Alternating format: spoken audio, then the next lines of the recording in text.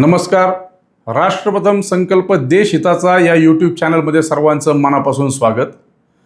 महाराष्ट्र काही दिवसांपासून अस्वस्थ झालेला पाहायला मिळतोय आणि त्याचं कारण देखील तसंच आहे. महाराष्ट्रातील भिगवण येथे घडलेलं प्रकरण सगळीकडे चर्चेचा विषय ठरलेला आहे. एकंदरीत ज्या काही घटना मागच्या 4 दिवसांमध्ये घडल्या आहेत त्यावरून कोणाला नेमकं काय म्हणायचंय हे आता लक्षात येत नाही. नेमकं प्रकरण काय आहे ते आधी आपण पाहू, मग चर्चेला सुरुवात करू. एका सज्ञान हिंदू धर्मीय मुलीला मुस्लिम धर्मीय मुलाने तिच्या आई आणि भावासमोर पळवून नेऊन लग्न केल्याची घटना भिगवण येथे घडली. त्या घटनेनंतर मुलीच्या आईने व भावाने त्या मुलावर गुन्हा दाखल करावा यासाठी पोलीस प्रशासनाकडे धाव घेतली. मुलीचा व मुलाचा शोध लागत नसल्याने हे प्रकरण चिघळत गेलं आणि सकल हिंदू समाज रस्त्यावर उतरला. आमदार संग्राम जगताप व आमदार गोपीचंद पडळकर यांनी हे प्रकरण लव जिहाद आहे अशी भूमिका मोर्चामध्ये मांडली. पण त्यानंतर हिंदू मुलीने समोर येत मीडियासमोर तिच्या मर्जीने म्हणजे स्वइच्छेने त्या मुस्लिम मुलाबरोबर गेली असल्याची कबुली दिली. या सगळ्या गोष्टींमुळे महाराष्ट्रातील सामाजिक स्वास्थ्य बिघडलं गेलं आहे हे सगळ्यांच्याच लक्षात आलं असेल. आपल्या आजच्या व्हिडिओमध्ये या सगळ्या गोष्टींवर आपण विश्लेषण करणार आहोत. कायद्याने सज्ञान असणाऱ्या हिंदू मुलीने तिच्या मनाने लग्न केलं तर नेमका काय फरक पडतोय हे देखील आज आपण पाहूया. आमदार संग्राम भैया जगताप यांनी जी भूमिका भिगवण प्रकरणात घेतली आणि त्यानंतर हिंदू मुलीनेच दिलेल्या कबुली जबाबानंतर बऱ्याच उलटसुलट चर्चा सुरू झाल्या. लव जिहाद म्हणजे नेमकं काय, तर एखाद्या मुलीला किंवा महिलेला आपली ओळख लपवून किंवा प्रेमाचं नाटक करून खोट्या आणाबाका देणं. आता भिगवण येथील प्रकरणातील काही गोष्टी लक्षात घेणं खरं तर गरजेचं आहे. मुलीच्या घरात ती मुलगी, तिची आई आणि भाऊ असे तिघेच असतात.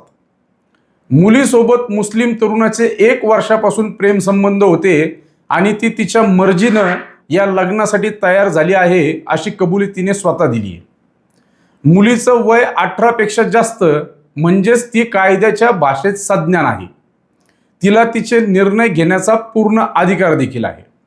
त्यामुळेच आई, भाऊ, मामा यांची बाजू ऐकून घेण्याची कायद्याच्या दृष्टीने अजिबात गरज नाही. असं असलं तरी देखील आजपर्यंत अशा घटनांमधील जी प्रकरणं समोर आली आहेत त्यामुळं मुलीच्या घरच्यांना वाटणारी तिची काळजी आणि त्यांना तिचा दिसणारा अंधकारमय भविष्यकाळ याकडेही कोणाला कानाडोळा करता येणार नाही. मुलीने 500 रुपयाच्या स्टॅम्प पेपरवर प्रतिज्ञापत्र दिले आहे की आमदार संग्राम भैया जगताप आणि गोपीचंद पडळकर यांनी ज्या गोष्टी तिच्याबद्दल सांगितल्या आहेत त्या साफ चुकीच्या असून माझ्या मर्जीनं या मुस्लिम मुलाबरोबर मी आली असून माझ्यावर या नात्यासाठी कोणीही कोणतेही बळजबरी केलेली नाही. मुलीने दिलेल्या स्टेटमेंटनंतर अहिल्यानगरचे आमदार संग्राम जगताप यांनी जी भूमिका मीडियासमोर येऊन मांडली ती खरं तर सगळ्यात महत्त्वाची आहे आणि समाजातील सगळ्याच घटकांनी ही लक्षात घेणं देखील गरजेचं आहे. त्या भूमिकेमागे नेमकं कोण आहे ते देखील समाजाने समजून घेणं खरं गरजेचं आहे. कारण या देशात सगळ्या धर्मीय लोकांना जर गुण्यागोविंदाने एकत्र राहायचं असेल तर काही गोष्टींच्या मर्यादा आपल्याला कायद्याने दिलेल्या अधिकारांना सोडून आपल्या स्वतःला घालून घेणं खूप गरजेचं आहे. तशी परिस्थिती आता उद्भवलेली आहे. ज्याप्रमाणे मुस्लिम धर्मातील एखादी मुलगी किंवा स्त्री ही हिंदू धर्मातल्या मुलाशी किंवा पुरुषासोबत नातं तयार करत असेल तर मुस्लिम धर्मीय समाजाला ते रुचत नाही. ते त्या गोष्टीवर आक्षेप घेतात.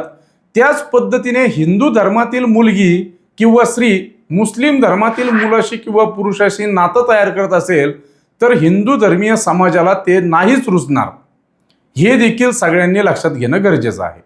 संपूर्ण महाराष्ट्रात किंवा भारतात म्हणलं तरी वावगं ठरणार नाही की लव जिहादची प्रकरणं मोठ्या प्रमाणात समोर येत आहेत आणि त्यावरून हेच लक्षात येतंय की समाजाची शांतता भंग होईल अशा दृष्टीने मुस्लिम धर्मीय तरुणांकडून, पुरुषांकडून हिंदू मुलींना किंवा महिलांना प्रेमाच्या जाळ्यात ओढण्याचं आणि त्यानंतर त्यांच्याशी लग्न करायचं असं मोठं षड्यंत्र जाणीवपूर्वक आखलं गेलं आहे.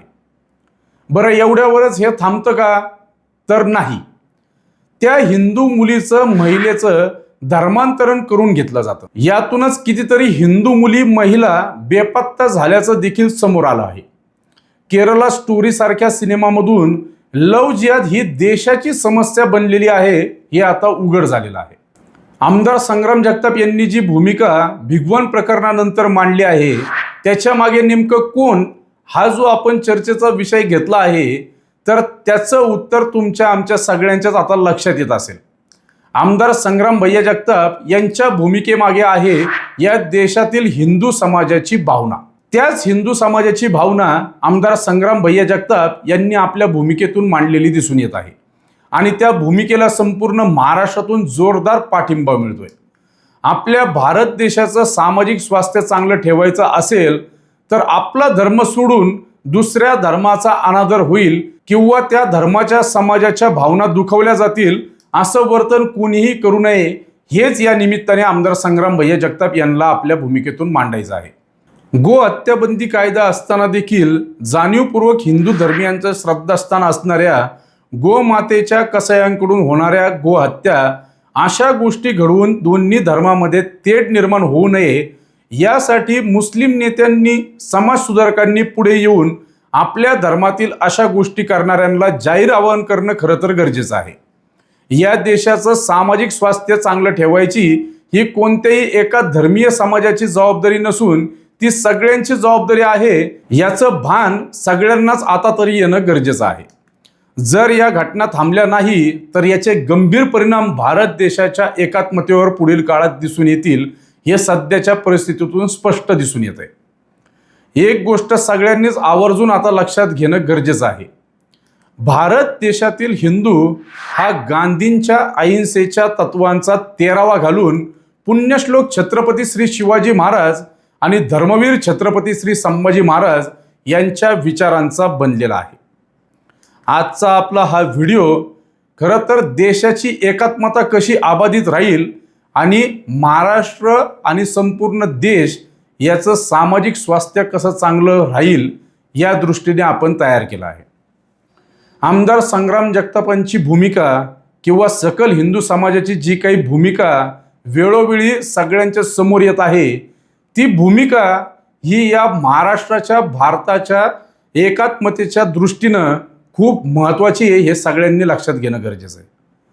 प्रत्येक धर्मियानं आपला धर्म चांगला आहे या दृष्टीनं काम केलं पाहिजे, परंतु त्याच वेळेस त्यांना भान राहिलं पाहिजे की आपल्याकडून दुसऱ्या धर्माच्या कोणत्याही आस्थेला कुठेही ठेस लागणार नाही. आणि असं जर कुठं झालं तर आमदार संग्राम जगतापांसारखे नेते हे रस्त्यावर सकल हिंदू समाजाच्या माध्यमातून उतरतील, हे देखील आता सगळ्यांनी लक्षात घेतलं पाहिजे.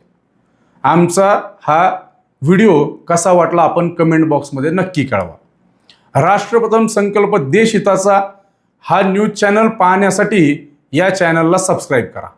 जय हिंद, जय शिवराय, जय शंभूराजे.